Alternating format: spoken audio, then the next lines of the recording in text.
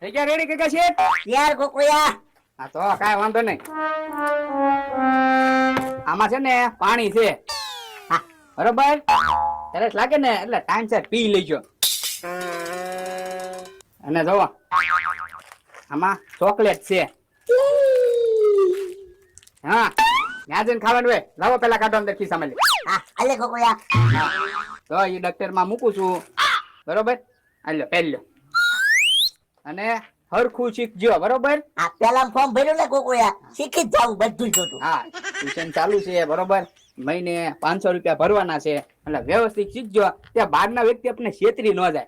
હા એ વાત થાય છે ગોકુયા. હા, આપણને વાંચતા લખતા નથી આવડતું કે નહીં, એટલે છેતરી જાય છે માણસો. એટલે આપણા પૈસા નો ખોટા થઈ જાય. એટલે તમે છે ને વ્યવસ્થિત ફરી વખત ભણો. હા એકડે થી ચાલુ કરો. બરોબર, એટલે હું તે 20-25 તો ભણી જ નાખજો. આ 20-25 ભરે જ નાખું ગોકુયા. હા, જે આવતું હોય ઈ. બરોબર, બધું શીખી જાવું જોતું. હા. ડિગ્રી લઈ લેવી. હા હા, જે મળે. અને આમ જોવો મસ્કાન દુકાને છે ને હજી ભાગ લેતા જઈજો થોડોક. બરોબર, પડીકા તો ખાવાના છે ને ભાઈ, પડીકા લઈ જાય. હા તો વાંધો નહીં, જાવ તમ તારે. હા. અને સાયકલ જોઈ નાખજો, કઈ ભટકાતા નહીં. એ હો હો, હા જાવ. બાકી કોઈ કાડું ઉતરે ને ત્યારે ઓન મારવાનો. વાહ. હા, ઉપડો. અને ધીમે ધીમે પાછા હાંકજો સાયકલ. બહુ સ્પીડ માં ન જાતા ને કે શેન તૂટી જાય.